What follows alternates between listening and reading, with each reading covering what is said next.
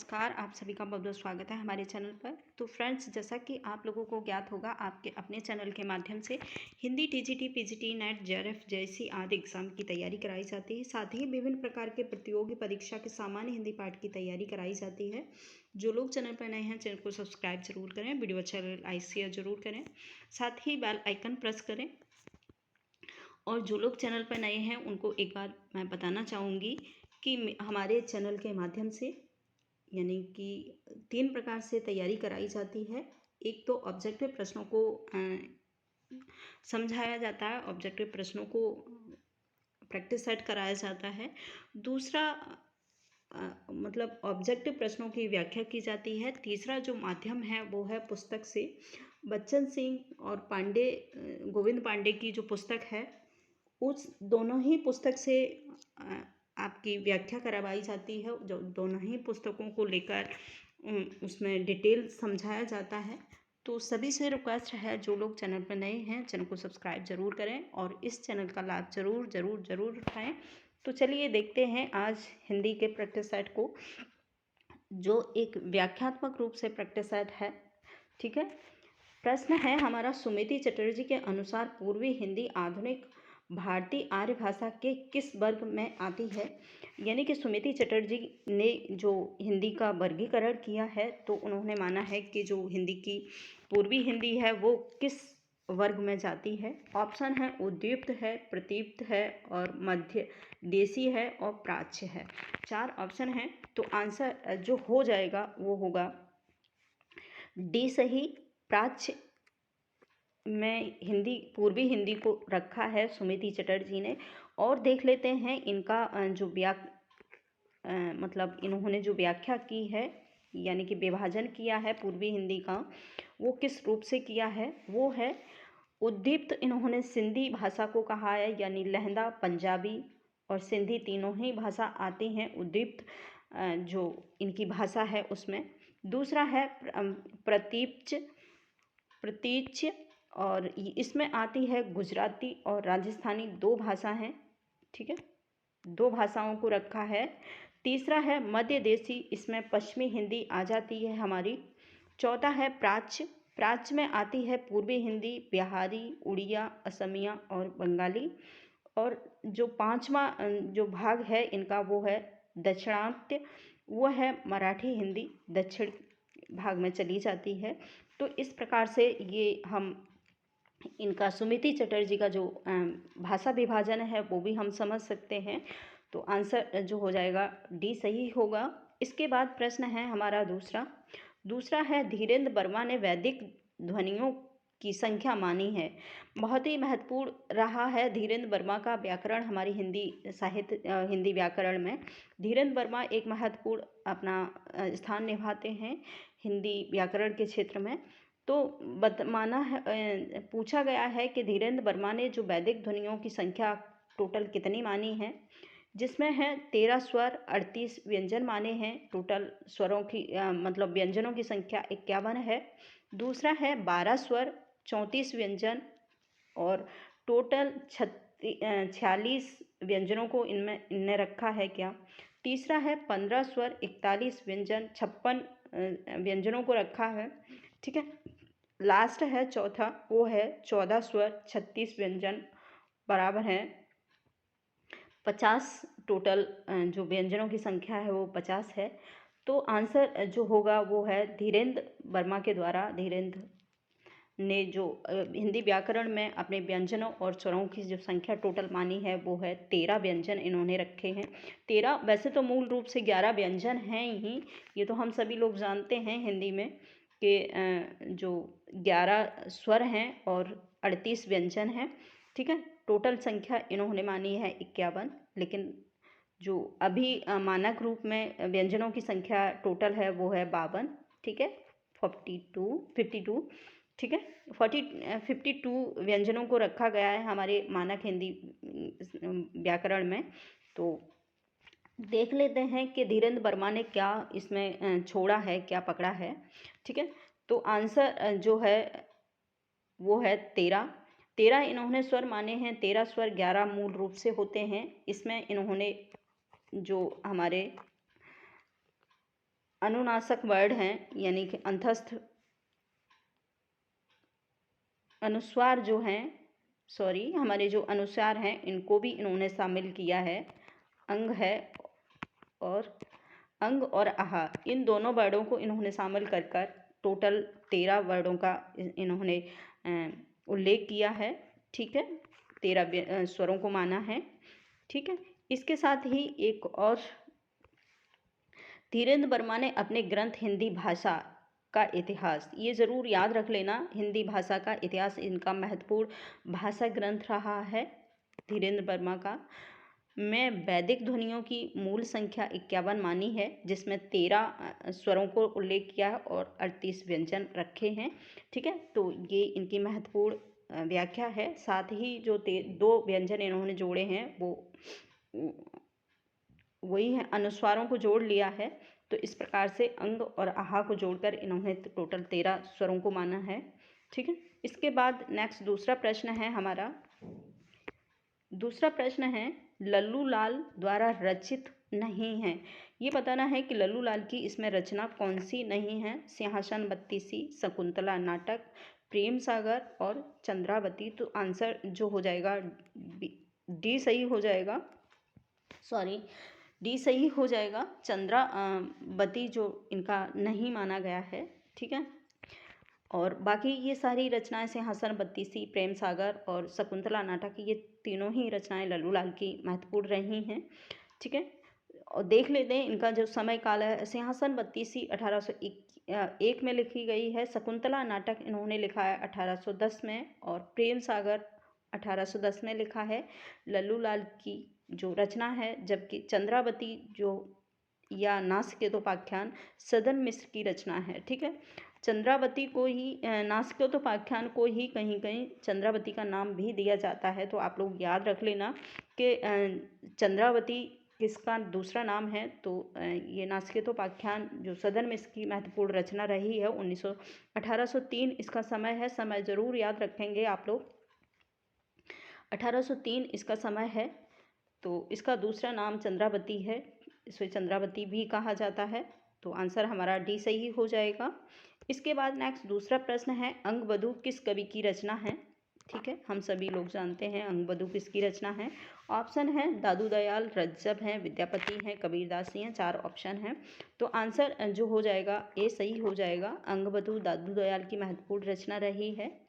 ठीक है, अंगबधू दादू दयाल की रचना है या इनकी रचनाओं का संकलन है। अंगबधू के संकलनकर्ता रज्जब हैं। हेड़ेबाड़ी और दादू दयाल, हेड़ेबाड़ी भी दादू दयाल की रचना का संग्रह है। ठीक है, हेड़ेबाड़ी और अंगबधू ये महत्वपूर्ण रचना रही हैं दादू दयाल की।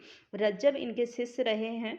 ठीक है, और इन्होंने दादू दयाल के बाद अगर उनकी रचनाओं को आगे बढ़ाने का यानी कि संकलनकर्ता जो रहे हैं वो रज्जब ही रहे हैं। ठीक है, इसके बाद नेक्स्ट दूसरा प्रश्न है, शिवपूजन सहाय का एकमात्र उपन्यास कौन सा है। वो है देहाती दुनिया और भिखारणी, मनोरमा, एकाकिनी। ठीक है, एकाकिनी है। ये 4 ऑप्शन हैं। तो आंसर जो हो जाएगा हमारा सही वो हो जाएगा ए सही। देहाती दुनिया महत्वपूर्ण इनका उपन्यास रहा है शिवपूजन सहाय का। ठीक है, इसका समय काल देखते हैं। समय काल है 1926 ईस्वी शिवपूजन सहाय का। भिखारणी 1929 ईस्वी है विशंबरनाथ कौशिक का। ठीक है, मनोरमा 1924 है, चंडी प्रसाद हृदयेश का है। एकाकिनी जो रचना है 1927 ईस्वी में श्रीनाथ सिंह की द्वारा रचित रचना है। इसके बाद दूसरा प्रश्न है, प्रश्न नंबर 6 है, वक्रोक्त संप्रदाय के विरोधी आचार्य हैं। ठीक है, ये बताना है कि वक्रोक्त संप्रदाय किसका है और इसके विरोधी कौन है। दोनों ही प्रश्न हमें इस प्रश्न में मिलेंगे। ऑप्शन है भामा हैं, आचार्य विश्वनाथ हैं और रुद्रट हैं, मम्मट हैं। 4 ऑप्शन हैं। तो आंसर जो हो जाएगा बा सही हो जाएगा, यानी कि बी। ठीक है, विश्वनाथ प्रसाद मिश्र वक्रोक्ति के विरोधी माने जाते हैं। ठीक है, वक्रोक्त संप्रदाय के प्रतिष्ठापक कुंतक हैं। ठीक है, कुंतक हैं। वक्रोक्ति का सर्वप्रथम शास्त्रीय विवेचन भामा ने किया था, जबकि आचार्य विश्वनाथ इसके विरोधी हैं। विश्वनाथ मुख्य रूप से रसवादी आचार्य माने जाते हैं। इसमें बहुत सारे प्रश्नों का मिक्स हो गए हैं। एक तो ये पता चल गया विश्वनाथ किस प्रकार के आचार्य रहे हैं, तो ये रसवादी हैं। दूसरा ये है भामा के द्वारा सबसे पहले वक्रोक्ति का आरंभ हुआ था। ठीक है। तीसरा है कुंतक इसके प्रतिष्ठापक माने गए हैं वक्रोक्ति संप्रदाय के। तो आंसर जो हो जाएगा हमारा बी सही हो जाएगा। ठीक है। इसके बाद नेक्स्ट दूसरा प्रश्न है, प्रश्न नंबर हमारा आएगा 7। प्रश्न है, किस आचार्य ने भावातिरेक को अनिष्ट कर माना है। ठीक है। यानी कि कौन से जो आचार्य हैं उन्होंने भावातिरेक को अनिष्ट कर माना है। ऑप्शन है अरस्तु हैं, लाइजोनस हैं, प्लेटो हो, रिचर्ड हैं। 4 ऑप्शन हैं। आंसर हो जाएगा सी। प्लेटो ने प्रत्ययवाद एवं आदर्शवाद का प्रवर्तन किया है। प्लेटो ने साहित्य में भावों के अतिरेक यानी कि अधिकता को अनिष्टकारी माना है, यानी कि ज़्यादा उनके काव्य में भावनात्मक नहीं होना चाहिए, वो अच्छा नहीं माना जाता है उनके अनुसार प्लेटो के। ठीक। और वे साहित्यकार के निष्कासन पर बल देते हैं। ठीक है। तो आंसर इसकी ये महत्वपूर्ण व्याख्या है। इसके बाद प्रश्न है हमारा 8। प्रश्न है, पश्चिम के आचार्यों में किसने भाव दमन को अनिष्ट कर माना है।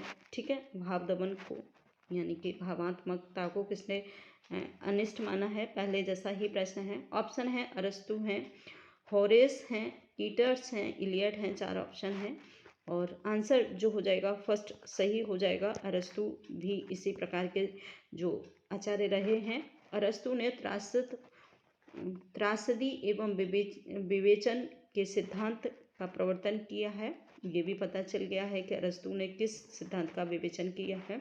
त्रासद और विवेचन का सिद्धांत इनके अनुसार माना गया है। ठीक है। इनके अनुसार साहित्य में भावों का दमन बड़ा घातक होता है। ठीक है। इस प्रकार से इन्होंने दमन को घातक माना है। इन्होंने अधिकता को अधिक घातक माना था प्लेटो ने। तो ये एक दूसरे के दोनों ही अपोजिट के रूप में माने जाते हैं। ठीक है। इस प्रकार से नेक्स्ट दूसरा प्रश्न है हमारा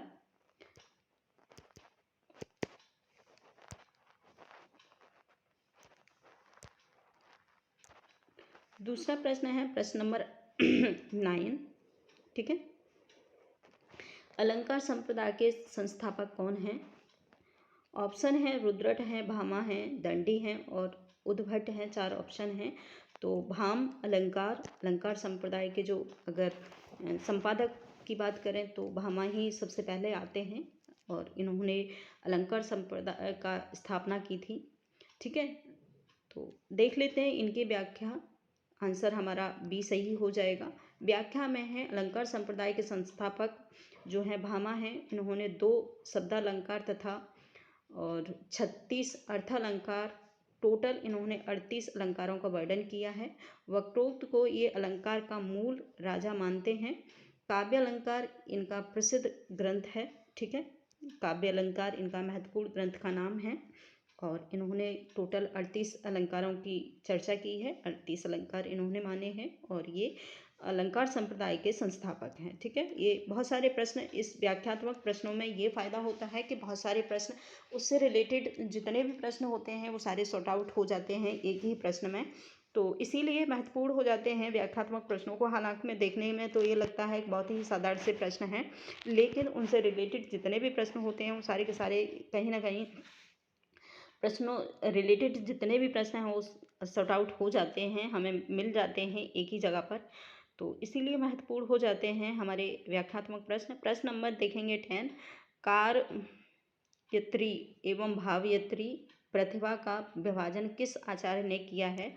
ये थोड़े से काव्यशास्त्री प्रश्न हैं। इसमें महत्वपूर्ण भूमिका निभाते हैं काव्यशास्त्री प्रश्न हमारे हिंदी साहित्य जगत में। ऑप्शन है धनंजय हैं, महिम भट्ट हैं, श्री भट्ट हैं और राजशेखर हैं। 4 ऑप्शन हैं।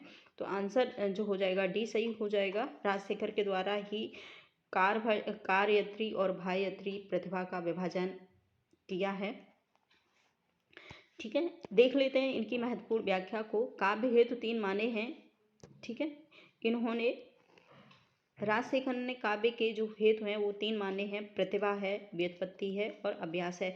महत्वपूर्ण ये हैं कि काव्य के हेतु कितने होते हैं। बहुत बार ये प्रश्न बनता है, बहुत बार आया है प्रश्न एग्ज़ाम में, बहुत सारी एग्ज़ाम में आता है, चाहे कौन सा भी एग्ज़ाम हो। तो काव्य के जो हेतु हैं वो 3 हैं, प्रतिभा, व्युत्पत्ति और अभ्यास। राजशेखर ने प्रतिभा के 2 भेद माने हैं, कार्यत्री और भाव्यत्री। ठीक है, प्रतिभा के 2 भेद माने हैं, याद रखना राजशेखर ने। ठीक है, तो प्रतिभा के 2 भेद माने हैं, कार्यत्री और भाव्यत्री। कार्यत्री प्रतिभा कवि में तथा भाव्यत्री प्रतिभा जो है सहृदय में होती है। ठीक है, इस प्रकार से इन्होंने प्रतिभा के 2 भेद किए हैं। तो आंसर जो हमारा हो गया डी, राजशेखर के द्वारा है ये। ठीक है, इसके बाद प्रश्न है 11, कर्मठ कठमलिया कहे यानी ज्ञानी विहीन, तुलसी त्रिपथ बिहार गो राम दुहाए दीन। ये महत्वपूर्ण त्रिपथ, जो त्रिपथ का अर्थ हमें बताना है इन पंक्तियों के माध्यम से। जो इसमें पंक्तियों में त्रिपथ दिया है, त्रिपथ बिहाय गो राम दुहाए दीन, इन त्रिपथ का मतलब अर्थ हमें बताना है। ऑप्शन है निर्गुण, सगुण और मुक्ति मार्ग। दूसरा ऑप्शन है उत्तम मार्ग, मध्यम मार्ग और निम्न मार्ग। दूसरा जो प्रश्न ऑप्शन है सी, द्वैत, अद्वैत और द्वैताद्वैतवाद। तीसरा है डी, कर्म मार्ग, ज्ञान मार्ग, उपासना मार्ग। 3 मार्ग हैं। तो आंसर जो हो जाएगा हमारा डी सही हो जाएगा। कहीं ना कहीं कर्म मार्ग, ज्ञान मार्ग और उपासना मार्ग को ही इन्होंने त्रिपथ का नाम दिया है। ठीक है, देख लेते हैं इनकी महत्वपूर्ण व्याख्या को। व्याख्या है पंक्ति के अनुसार तुलसी के त्रिपथ का जो अर्थ है कर्म मार्ग, ज्ञान मार्ग और उपासना मार्ग है। महत्वपूर्ण प्रश्न इसलिए है कि एक तो इसमें त्रिपथ मार्ग भी है और दूसरा है कि ये किसके द्वारा बोला गया है, तो तुलसीदास की ये महत्वपूर्ण पंक्तियां रही हैं। ठीक है, दूसरा प्रश्न है, प्रश्न नंबर है 12, ढलमल चंचल अनंत झलमल झलमल तारा, पंक्ति में मुख्यतः वर्णन है, यानी कि किसका वर्णन बताया है। ऑप्शन है नदी की धारा का है, नीले आकाश का है, चांदनी रात का है, साड़ी के आंचल का है। 4 ऑप्शन है, तो आंसर जो होगा वो हो जाएगा फर्स्ट सही। नदी की धारा का उल्लेख हुआ है इन पंक्तियों में। ढलमल ढलमल चंचल अनंत झलमल झलमल तारा। ठीक है, ये महत्वपूर्ण पंक्तियां में जो उल्लेख है वो है नदी की धारा का। ऑप्शन देख लेते हैं इनकी जो व्याख्या है इस प्रश्न की, वो है पंक्ति में पानी के पड़ते हुए तारे की स्थिति या गति को अभिव्यंजित किया गया है, अतः नदी की धारा का वर्णन है। इसमें महत्वपूर्ण प्रश्न है, नदी की धारा का वर्णन है। प्रश्न नंबर 13। ठीक है, संतन को कहाँ सीकरी सो काम, आवत जावत पनही टूटी, बिसर गयो हर नाम। पंक्ति किस कवि की हैं। महत्वपूर्ण पंक्तियां हैं, इसको आप जरूर नोट्स करेंगे अपने नोट्स में। ठीक है, और बहुत बार रिपीट हुई हैं ये पंक्तियां। ऑप्शन है तुलसीदास हैं, कुम्मन दास हैं, कबीरदास हैं या फिर दादू दयाल हैं। तो आंसर हमारा जो होगा बी सही हो जाएगा। दादू दयाल के द्वारा ये महत्वपूर्ण पंक्तियां बोली गई हैं और इसलिए बोली थी क्योंकि दादू दयाल के समय अकबर हुआ करते थे और अकबर ने इन्हें अपने दरबार यानी कि फतेहपुर सीकरी में बुलाया था। फतेहपुर सीकरी को ही इन्होंने सीकरी कहा है और इसी से उन्हें रुष्टता यानी कि अपने आप में गुस्सा मतलब गुस्साए रूप में इन्होंने इनसे कहा था कि आवत जावत संतन को कहाँ सीकरी सो गाँव, यानी कि हम तो फ़कीर संत हैं, हमें सीकरी से कोई मतलब नहीं है, कोई लेना देना नहीं है। और आवत जावत पनही टूटी बिसर गयो हर नाम, यानी कि हमारे आने जाने में हमारी जो पैरों की चप्पल है वो भी यानी कि घिस गई और हमारे जो उस वक्त में भगवान का अपने ईश्वर का नाम ले सकते थे वो भी नहीं मैं ले पाया। इस उद्देश्य से इन्होंने ये पंक्तियाँ कही थी कुम्मन दास ने। ठीक है, महत्वपूर्ण आंसर हमारा बी सही हो जाएगा। देख लेते हैं इसकी व्याख्या। कुम्मन दास अक्षाप के प्रथम कवि हैं। यह है वल्लभ चार के शिष्य थे। अकबर ने इन्हें फतेहपुर सीकरी बुलाया था। वहाँ जाने पर इन्होंने अकबर से निम्न पद कहे थे। ठीक है, और कोई खास नहीं है। इसके बाद आज इतना ही फ्रेंड्स। आज इतना ही। नेक्स्ट आगे वाले प्रश्नों को हम सॉल्व करेंगे नेक्स्ट वीडियो में। तो थैंक यू सो मच।